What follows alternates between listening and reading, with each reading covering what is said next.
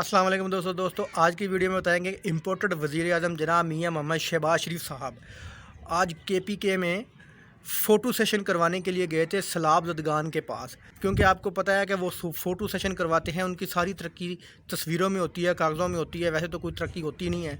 इसी तरह वो फ़ोटो सेशन करवाने के लिए सलाब जदगान के पास गए पेशावर में, तो वहाँ पे उन्होंने ऐसा वाहलाना इस्तकबाल किया, इतनी गंदी गलीज़ गालियाँ दी, इतनी गंदी गलीज़ गालियाँ दी, हमारे इम्पोर्टेड वज़ीर आज़म को वहाँ से जान छुड़वा कर भागना पड़ा। आप वीडियो में देखें कि उनके साथ क्या हुआ है।